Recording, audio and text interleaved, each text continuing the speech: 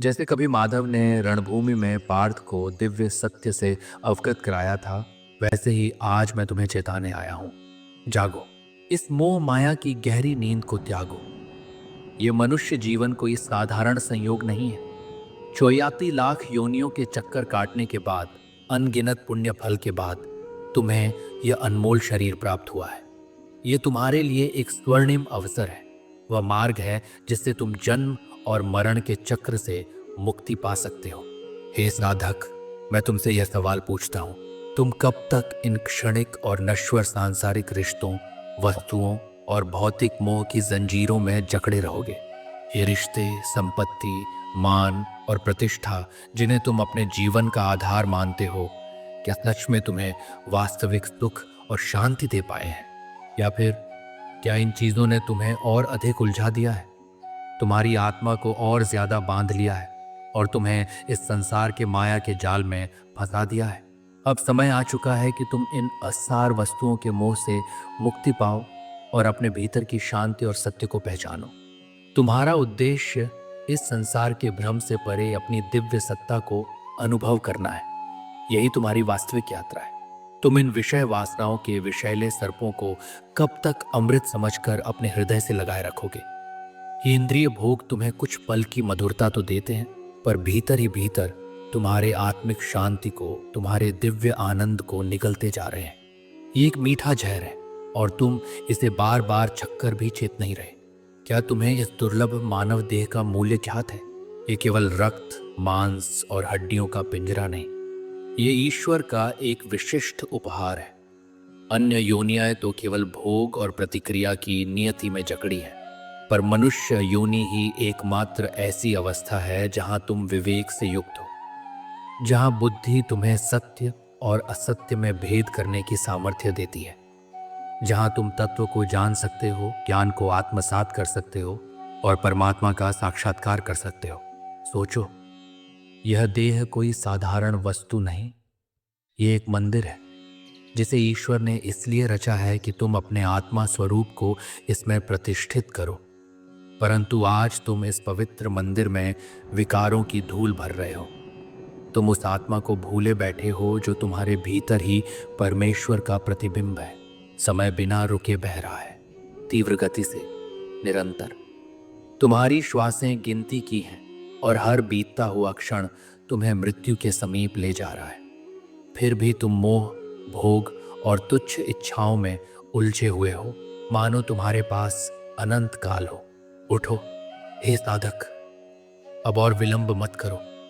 अपने असली स्वरूप को पहचानो, आत्मा की पुकार सुनो, पुरुषार्थ करो उस परम तत्व की प्राप्ति के लिए, जिसके बिना यह जीवन एक व्यर्थ यात्रा बनकर रह जाएगा।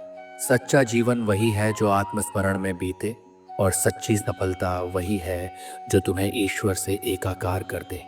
यही है मनुष्य जन्म की सार्थकता, यही है जीवन की अंतिम विजय। जब भी मैं भीतर खोया हुआ सा अनुभव करता हूँ, मुझे अपने गुरुदेव ज्ञानावतार स्वामी श्री रामकृष्ण परमहंस जी का स्मरण अनायास हो आता है। वे मात्र एक साधु नहीं थे, वे साक्षात विवेक की मूर्ति थे। उनका अस्तित्व ही जैसे सत्य की तेजस्विता का प्रतीक था।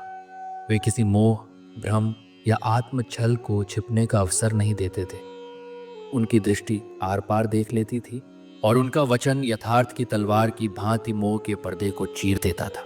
मैं स्मरण करता हूँ वह समय जब युवा आश्रम की व्यवस्थाओं, निर्माण कार्यों और संसार में धर्म के कार्य माने जाने वाले आयोजनों में इतना रमा हुआ था कि मेरी गहन साधना, मेरी ध्यान की आग धीमी होने लगी थी। मुझे यह भी भ्रांति होने लगी कि मैं यह सब गुरु की सेवा में ही तो कर रहा हूँ। क्या यह भी तपस्या नहीं? परंतु गुरुदेव की अंतर्दृष्टि मेरी इस आंतरिक गफलत को तुरंत पहचान गई। उन्होंने मुझे पास बुलाया। उनका स्वर शांत था, पर उसमें एक ऐसी दृढ़ता थी जो आत्मा को भीतर से हिला देती है। उन्होंने कहा, तुम सोने की सुंदर ईंटों से अपने लिए कारागार बना रहे हो। तुम जिस संसार को गुरु सेवा समझकर संवार रहे हो, क्या वह तुम्हें भीतर की साधना से दूर नहीं कर रहा? ये देह, ये अवसर ईश्वर ने तुम्हें आत्म प्रबोधन के लिए दिया है। क्या तुम उसे बाहरी सजावटों में गवा देना चाहते हो? फिर उन्होंने अपनी वाणी को और भी तीक्ष्ण किया। बाहरी व्यवस्थाएं आवश्यक हैं, पर केवल तब तक जब तक वे तुम्हारी आंतरिक खोज की साधक हों। यदि वे ही तुम्हें परमात्मा से दूर ले जाने लगे तो उनका मूल्य राख से भी कम है। तुम्हारी श्वासें गिनी हुई हैं, क्या तुम उन्हें इस क्षणिक संसार के रंगमंच पर ही नष्ट कर दोगे? उनके शब्दों में वही स्पष्टता थी जो कुरुक्षेत्र में श्री कृष्ण की वाणी में थी, मोह से जकड़े अर्जुन को जगा देने वाली। उनके वचन मेरे भीतर गूंजते रहे, और जैसे ही यह शब्द मेरे अंतर में उतरे, मेरा अहंकार, मेरी भ्रमित व्यस्तता, मेरी कर्तृत्व की भावना ध्वस्त हो गई। उस एक क्षण में मैं पुनः अपने वास्तविक पथ की ओर लौटा। मुझे स्मरण हो आया कि यह मानव जन्म 84 लाख योनियों के पश्चात प्राप्त यह दुर्लभ अवसर केवल संसार को सजाने के लिए नहीं है। यह अवसर आत्मा में छिपे उस देवत्व को जागृत करने के लिए है जो परमात्मा का अंश है। हे साधक, तुम स्वयं को इतना दीन, दुर्बल और असहाय क्यों समझते हो? क्यों बार बार बाहरी सहारे की तलाश में दर दर भटकते हो? कभी किसी मनुष्य से आशा लगाते हो, कभी किसी देवदूत, किसी पीर पैगंबर से करुणा की याचना करते हो। पर क्या तुम यह नहीं जानते कि जिस परम सहाय की तुम खोज कर रहे हो वह तुम्हारे भीतर ही निवास करता है? तुम स्वयं एक विराट सत्ता के प्रतिनिधि हो। तुम कोई तुच्छ जीव नहीं, तुम अनंत शक्ति, अनंत ज्ञान और असीम आनंद का साक्षात स्रोत हो। वह परमात्मा जिसे तुम पर्वतों, तीर्थों, कंदराओं में खोज रहे हो, वह कहीं बाहर नहीं है। वह तुम्हारी हृदय गुहा में, तुम्हारे श्वास श्वास में, तुम्हारे मौन अंतर में ही विराजमान है। तुम वही हो, जैसे वह कस्तूरी मृग जो अपनी ही नाभि से उठती सुगंध से अनजान वन वन भटकता है। तुम भी अपने भीतर छिपे उस दिव्य तत्व को न पहचान कर संसार में खोज करते फिरते हो। साधक, तुम्हारे भीतर ही समस्त ब्रह्मांड की शक्तियां सुषुप्त अवस्था में विद्यमान है। हर देवता, हर तत्व, हर लोक तुम्हारे भीतर ही अंतर्निहित है। परंतु जब तक तुम्हारी दृष्टि बाहर की ओर लगी है, जब तक तुम्हारी चेतना बिखरी हुई है, तब तक यह सब तुम्हारे लिए एक कल्पना ही रहेगा। अब अंतर्मुख हो, अपनी चेतना को समेटो, उसे बाहर से हटाकर भीतर की ओर मोड़ो। जब तुम प्रथम बार पूर्ण निष्ठा से भीतर देखोगे, तब तुम्हें वह विस्मयकारी सत्य दिखाई देगा कि तुम कोई सीमित देह नहीं, बल्कि तुम स्वयं सच्चिदानंद ब्रह्म का साक्षात स्वरूप हो। एक जीव नहीं, ज्योतिर्मय सत्ता हो। उस खजाने को पहचानो जो तुम हो। उस दिव्य आत्मा को जागृत करो जिसे अज्ञान के आवरणों, सामाजिक कंडीशनिंग और वर्षों की जड़ आदतों ने ढक दिया है। क्या तुम अनुभव नहीं करते कि तुम अदृश्य जंजीरों में जकड़े हो? ये जंजीरें तुम्हारे बाहर नहीं हैं, वे तुम्हारे भीतर हैं। वे हैं तुम्हारी पुरानी वृत्तियां, तुम्हारे आसक्ति के अवशेष और वह आदतों की जड़ता जिन्होंने तुम्हारे स्वरूप को धुंधला कर दिया है। और यह जंजीरें लोहे की नहीं है, यह अज्ञान की बनी है, और ज्ञान की ज्वाला से वे पल भर में जल सकती हैं। उठो, अब समय है स्वयं को जानने का, अपने भीतर छिपे देवत्व को जागृत करने का, ताकि तुम पुनः वही बन सको जो तुम सदा से थे।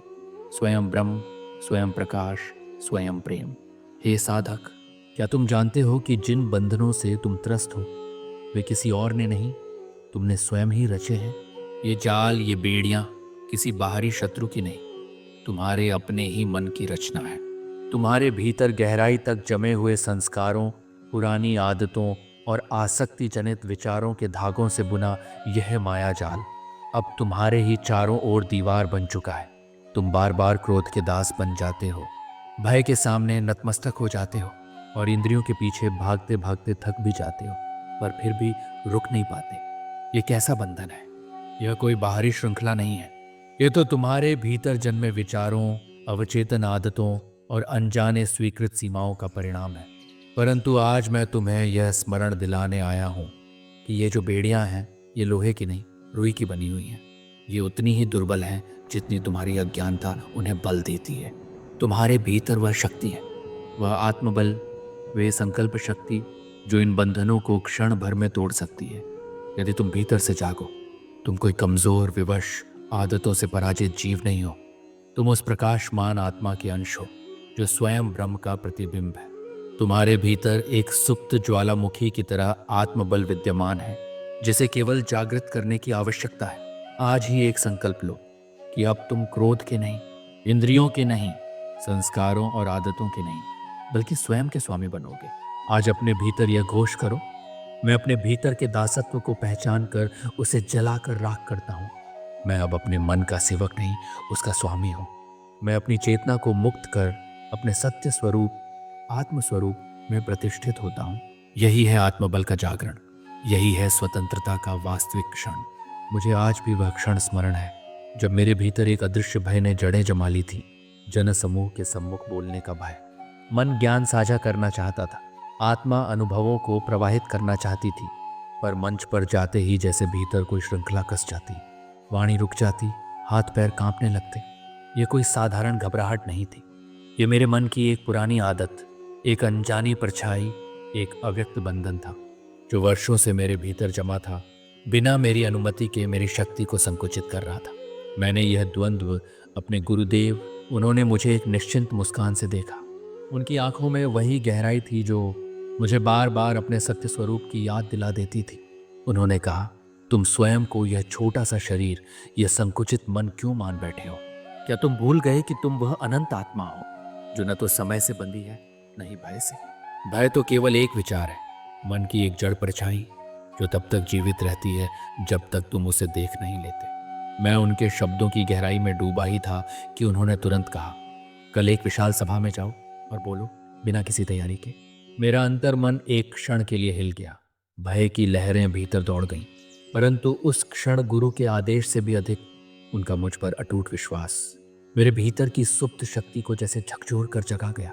उस रात मैंने सोया नहीं, मैंने आत्मचिंतन किया, गुरुदेव द्वारा प्रदत्त ध्यान और आत्मस्थ अभ्यासों को साधा और एक संकल्प लिया कि मैं अपने भीतर के इस झूठे भय को अब अपने ऊपर शासन नहीं करने दूंगा। अगली सुबह जब मैं मंच पर गया तो वही पुराना भय फिर सिर उठाने लगा, पर इस बार मैंने उसे देखा, बिना डरे, बिना भागे। मैंने अपने संपूर्ण चेतन बल, संकल्प शक्ति और गुरु कृपा को एकत्र किया और फिर चमत्कार हुआ। भय जो कभी लोहे की बेड़ी लगता था, रुई के रेशे की तरह उड़ गया और मेरे भीतर से जो प्रवाह निकला वह मेरे भीतर से नहीं था, वह गुरु का प्रसाद था। वह आत्मा के गर्भ से जन्मा ज्ञान था। वह प्रवाह निर्मल, सहज और देववाणी सा था। उस दिन मैंने सीखा कि भय कोई राक्षस नहीं, केवल एक विचार है, और जब विचार पर दृढ़ संकल्प की रोशनी पड़ती है तो वह स्वयं ही गल जाता है। उस दिन मुझे यह साक्षात्कार हुआ कि जिसे मैं अब तक लोहे की अटूट बेड़ियां समझ रहा था, वह वास्तव में मेरे ही संकल्प के एक क्षणिक स्पंदन से टूट सकती थी।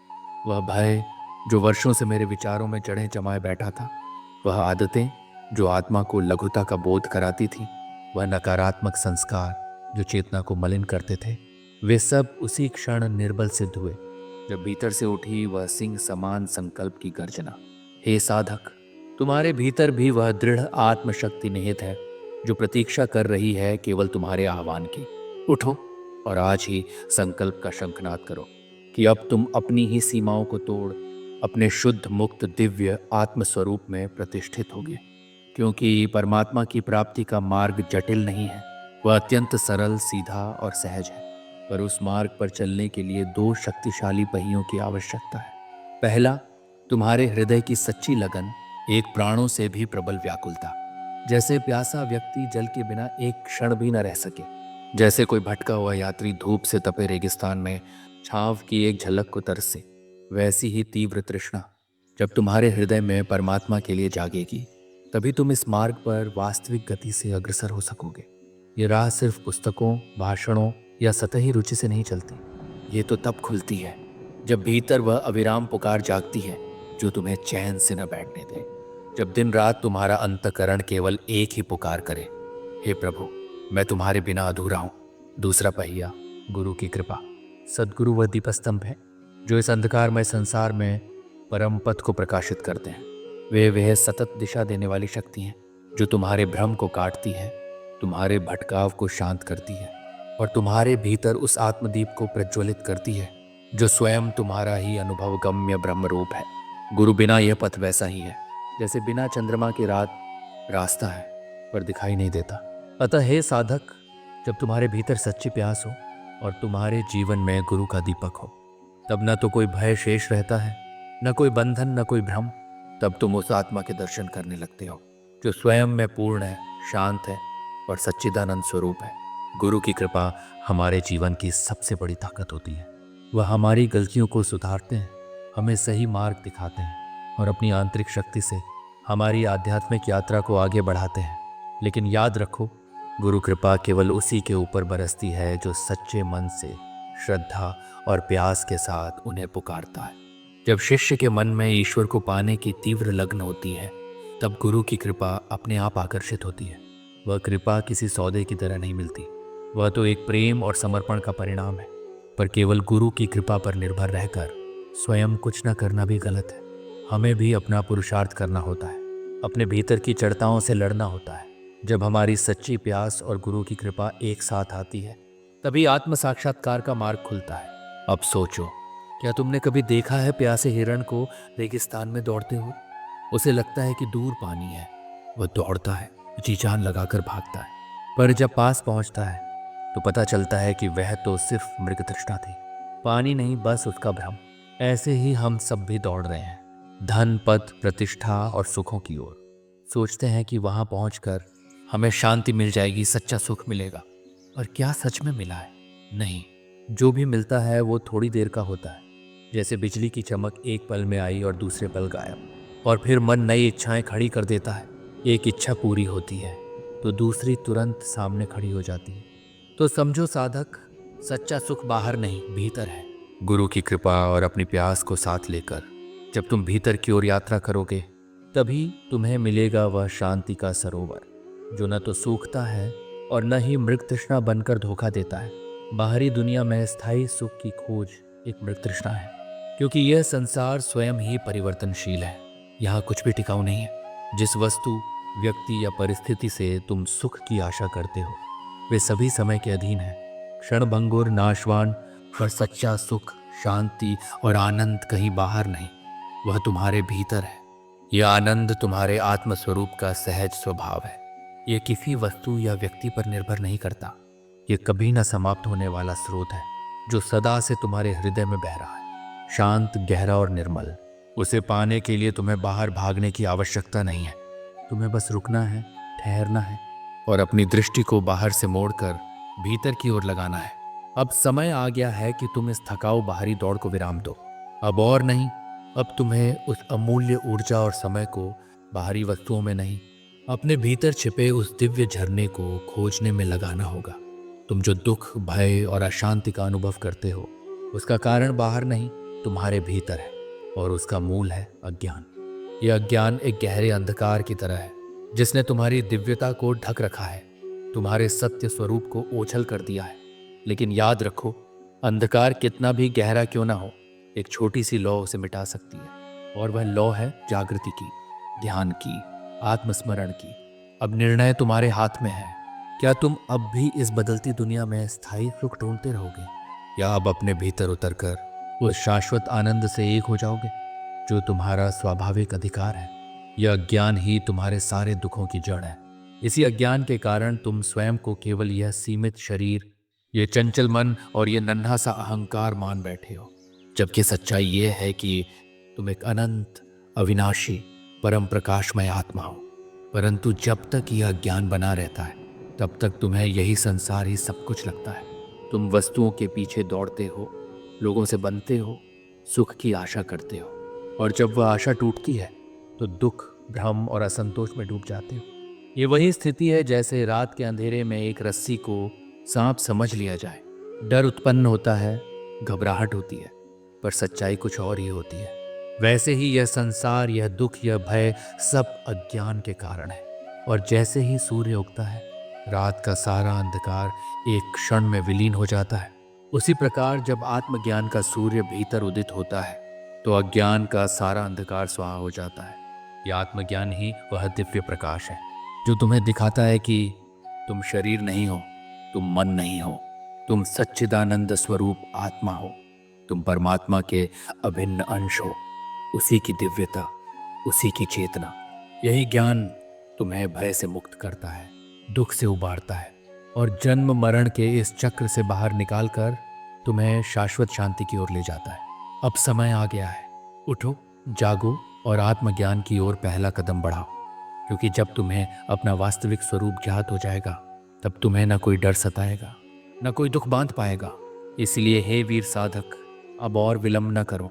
इस अज्ञान रूपी अंधकार को चीर डालने का संकल्प लो। ध्यान, स्वाध्याय और सद्गुरु द्वारा प्रदत्त साधना को अपने जीवन का आधार बनाओ। यही साधना तुम्हारे भीतर आत्मज्ञान का सूर्य उदित करेगी। हे पथिक, ये संसार एक विशाल रंगमंच है। इस विराट नाटक का निर्देशक स्वयं परमात्मा है। हम सब आत्माएं उसकी योजना में अपनी अपनी भूमिका निभाने आए हैं। कोई राजा बनकर आया, कोई भिक्षुक बनकर, कोई सुख के दृश्य निभा रहा है, कोई दुख के। पर ये केवल भूमिकाएं हैं, अभिनय मात्र। समस्या तब होती है जब हम भूल जाते हैं कि हम अभिनेता हैं और अपने पात्र को ही स्वयं समझ बैठते हैं। जब कोई दुखी पात्र रोता है तो हम भी भीतर तक दुखी हो जाते हैं। जब पात्र को अपमान मिलता है तो हम उसे अपने अस्तित्व का अपमान मान बैठते हैं। हम भूल जाते हैं कि हम चैतन्य हैं, केवल साक्षी, नाटक का भाग नहीं, नाटक को देखने वाले। यही विस्मरण, यही भूल माया है जो आत्मा को बांधती है और जीवन को दुख, भय और मोह से भर देती है। इस भ्रम से निकलने का उपाय है वह दिव्य साधना जो विज्ञान सम्मत है, शुद्ध है और अनुभव पर आधारित है। यही वह साधना है जिसे मेरे परम पूज्य गुरुओं ने इस युग में पुनः जागृत किया और जिसे आज क्रिया योग के नाम से जाना जाता है। क्रिया योग वह सेतु है जो शरीर और आत्मा के बीच संतुलन बनाता है, जो सांसों की लय से चेतना को जागृत करता है, जो तुम्हें धीरे धीरे उस साक्षी भाव की ओर ले जाता है जहां से तुम यह पूरा जीवन नाटक देख सकते हो, बिना उलझे, बिना बंधे। अब समय है इस जागरण का, इस ज्ञान की यात्रा का। अपने भीतर के उस साक्षी को पहचानो जो हर दृश्य में शांत है, स्थिर है और आनंद स्वरूप है। यह ईश्वर साक्षात्कार कोई अस्पष्ट कल्पना नहीं, बल्कि एक निश्चित अनुभवजन्य विधि है। ये वे दिव्य प्रविधि है जो तुम्हारी जीवन शक्ति को इंद्रियों के आकर्षण से हटाकर आंतरिक चेतना की सबसे सूक्ष्म धारा सुषुम्ना मार्ग में प्रवाहित करती है। जब तुम नियमित रूप से इस गहन साधना का अभ्यास करते हो तो मन की चंचलता शांत हो जाती है, बुद्धि स्थिर हो जाती है और धीरे धीरे तुम संसार की भूमिका में आने वाले सुख दुख, लाभ हानि, मान अपमान जैसे द्वंद्वों से ऊपर उठने लगते हो। फिर तुम केवल अभिनेता नहीं रह जाते, बल्कि उस नाटक के साक्षी बन जाते हो। यही है वह महासूत्र जो साधक को उसके नश्वर व्यक्तित्व से उठाकर उस अमर आत्म स्वरूप में स्थित करता है। इसलिए अपने जीवन के कर्तव्यों को पूरी निष्ठा और समर्पण से निभाओ। अपने पात्र को कुशलता से निभाओ, चाहे वह एक गृहस्थ हो, सन्यासी हो, शिक्षक हो या सेवक। पर भीतर यह जागरूकता सदा बनी रहे कि मैं केवल एक पात्र हूँ, ये जीवन एक नाटक है और मैं इसका साक्षी चैतन्य हूँ। जब सुख आए उसे जानो, पर उसमें खो मत जाओ। जब दुख आए उसे अनुभव करो, पर उसमें डूबो मत। दोनों को रंगमंच के दृश्य समझो। अपनी चेतना को इन बदलते दृश्यों से हटाकर उस स्थायी, अचल, नित्य सत्य पर केंद्रित करो जो तुम्हारा कूटस्थ साक्षी आत्मा है। यही साधना की पूर्णता है। कर्तव्य में परिपूर्णता और भीतर पूर्ण वैराग्य। बाहर अभिनय, भीतर साक्षित्व। जब तुम इस जीवन नाटक के साक्षी बन जाओगे तो संसार की कोई भी हलचल, न सुख न दुख, न हानि न लाभ, तुम्हारी आंतरिक शांति को विचलित नहीं कर सकेगी। उस क्षण तुम माया के इस भ्रमजाल से सहज ही मुक्त हो जाओगे। अब समय है जागने का, संकल्प लेने का, अपने भीतर के प्रकाश को पहचानने का। मैं आज तुम्हें पुकार रहा हूं। केवल सुनने वाले नहीं, जानने और जीने वाले बनो। अब और प्रतीक्षा मत करो। यही क्षण है अपने भीतर यह अडिग संकल्प लेने का कि मैं अपने सच्चे दिव्य स्वरूप को जानकर ही रहूंगा। तुम्हारा लक्ष्य केवल सांसों की गणना में बीतने वाला जीवन नहीं, बल्कि उस सच्चिदानंद परमात्मा में प्रतिष्ठा पाना है। और यह लक्ष्य तुम्हारे लिए है, तुम्हारी पहुंच में है। उन सभी बंधनों को आज ही झटक दो। भय, शंका, आलस्य और पुरानी आदतें जो अब तक तुम्हें पीछे खींचती आई हैं, अपने भीतर की संपूर्ण शक्ति, अपना संपूर्ण हृदय इस एक परम लक्ष्य आत्म साक्षात्कार में समर्पित कर दो। जब तुम अपने आत्म स्वरूप में स्थित हो जाओगे तब न कोई दुख शेष रहेगा, न कोई भय। केवल अनंत शांति, प्रेम और आनंद बचेगा जो तुम्हारी आत्मा की सहज प्रकृति है। उठो, जागो और जब तक तुम अपने उस परम सत्य को न पालो, रुको मत। मेरा और परमात्मा का आशीर्वाद सदैव तुम्हारे साथ है। अपने भीतर की उस दिव्य ज्योति को जलाओ और उसी के आलोक में अपनी जीवन यात्रा को प्रकाशित करो। आज की यह आध्यात्मिक चर्चा यहीं पूर्ण होती है। यदि इसने आपके हृदय को छुआ हो तो अपने अनुभव और विचार हमें नीचे कमेंट में अवश्य लिखें। आपके शब्द न केवल हमें प्रेरणा देंगे बल्कि औरों के लिए भी मार्गदर्शक बन सकते हैं। यदि आपको यह संदेश उपयोगी लगा हो तो इसे अपने परिवार, मित्रों और प्रियजनों तक जरूर पहुंचाइए ताकि वे भी इस आंतरिक प्रकाश को पहचान सकें। और यदि आप हमारे चैनल पर नए हैं तो कृपया सब्सक्राइब करना ना भूलें ताकि हम भविष्य में भी इस प्रकार के प्रेरणादायक और आत्म जागृति से पूर्ण विषयों पर निरंतर जुड़े रहें। फिर मिलेंगे अगले सत्संग में। तब तक ध्यान रखें, आप वही हैं जिसे आपने अब तक खोजा है। धन्यवाद।